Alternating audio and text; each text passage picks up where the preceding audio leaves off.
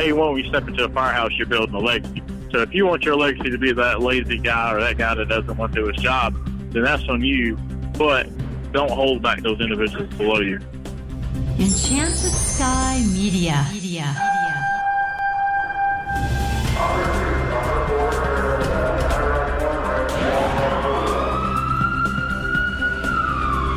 From the Federal Resources Studio, this is Code 3, the Firefighters Podcast, hosted by award-winning journalist Scott Orr. Code 3 features interviews with leading members of the fire service, discussing firefighting strategy, tactics, and other topics you need to know more about.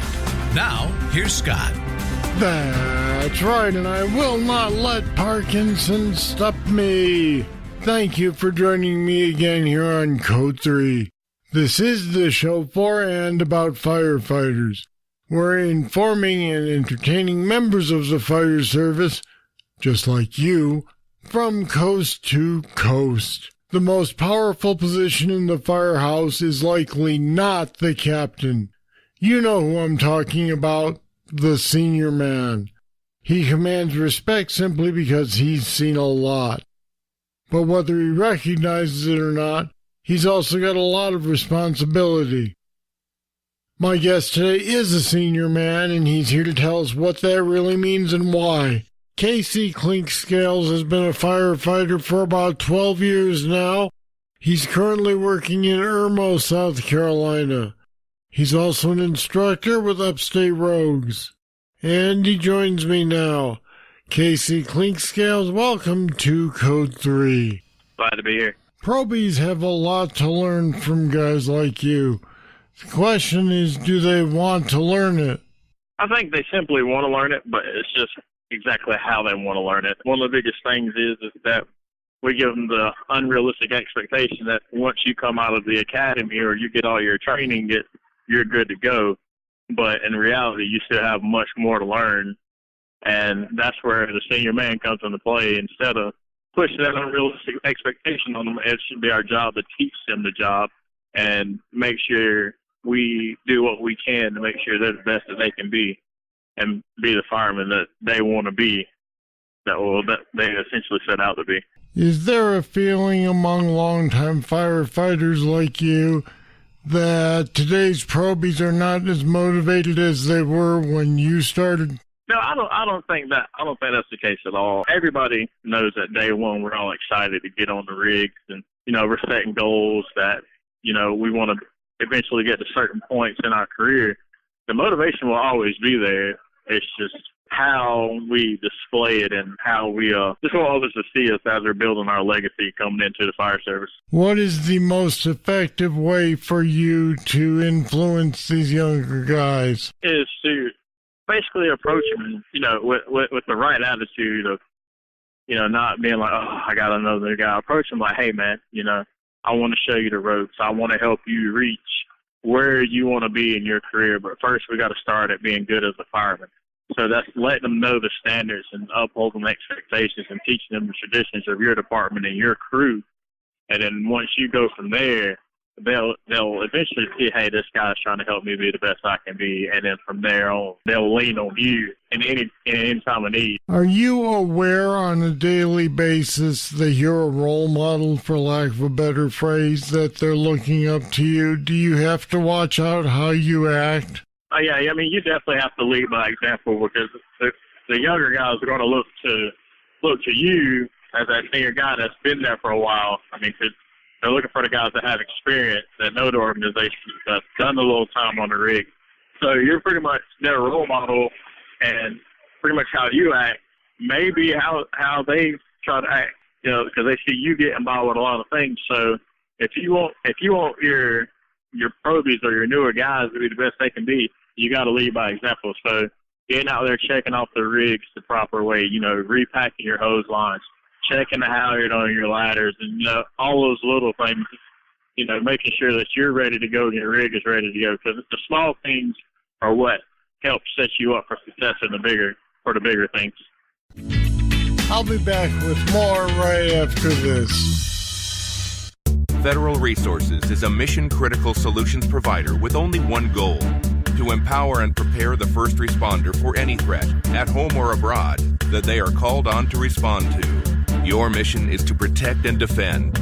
Our mission is to make sure you're equipped with the knowledge and training on response techniques to current threats.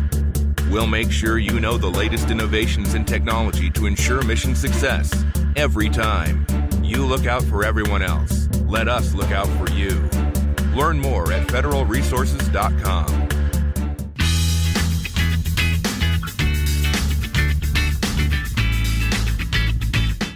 Now, you may not have actual authority over some of these guys, like, say, a captain or a lieutenant, but I'm curious how you deal with it when you see a younger guy screwing up and you want to let him know it. Well, one of the biggest things is, like, that senior man, he's that unofficial leader of the crew. So, I mean, pretty much, he has to know the captain's expectations and his standards, and, you know, he's that ambassador between the officer and the younger guys. And then, you know, you as a senior guy, you're influential to not only the guys below you, but to the guys above you. So if the guys above you see that, hey, my crew wants to be the best they can be, you know, they should want to, and I hope they would want to take the time out and make sure that those things happen.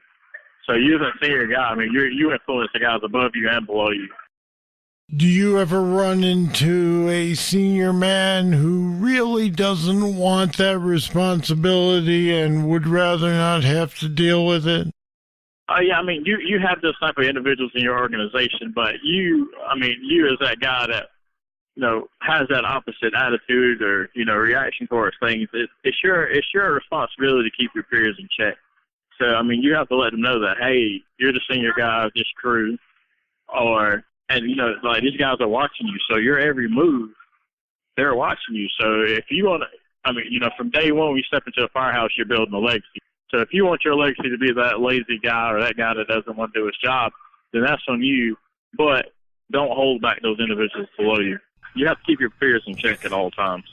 Think back to when you were new on the job. Did you have a senior man that you looked up to back then? Yeah, I definitely had a couple of them. One being one of my first ever captains, but I think the biggest one was one of my first engineers. Every morning he came in, work on time, ready to go. He's kind of like always excited and jumping around. But, that's what I want to be. If something that looked right on the rig, we were fixing it. If hose didn't look right, we fixed it. If tools are out of place, out of whack, not filled, we took care of that stuff. And, he always said that, if you want to be your best, you got to be at your best. And that's taking care of the small things from equipment to your hose loads, to your rig, to your gear, to your air packs, make sure it's got air.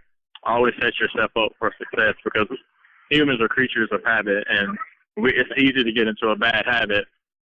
And the hardest part is fixing a bad habit to get into a good habit. All right, Casey Clinkscales, thanks for talking with us today on Code 3. No problem. Appreciate the invite. And we put some more information about the role of the senior man and upstate rogues on our website at code3podcast.com/seniority. Check it out. Here comes your trivia question. When you're doing chest compressions for CPR, how often should you switch? I'll have the answer right after this. If you like Code 3, you'll love the Code 3 Bull Session. It's more discussion with our guests on any topic. Sometimes it's serious. Sometimes it's not so serious. But it's only available to patrons of Code 3. Find out what you've been missing. Go to code3podcast.com/support. Pledge just $10 a month to support Code 3, and you'll get immediate access to all the Bull Sessions in our library and future interviews as we post them. Become a patron today, support the show, and get access to the Code 3 Bull Sessions. When you're doing CPR chest compressions, it's best to switch out every 2 minutes, even if you don't feel tired yet. All right, that's it. That's all for this edition of Code 3. What do you think of this show? Let me know by email, scott@code3podcast.com. Thank you for listening. I'll be back next time with more, and I hope you'll join me. I'm Scott Orr, and until then, stay safe. Code 3 is made possible through the generous support of Federal Resources. Visit them at federalresources.com. This show is a production of Enchanted Sky Media. To contact us, get more information on today's show, or to subscribe to the podcast, go to code3podcast.com.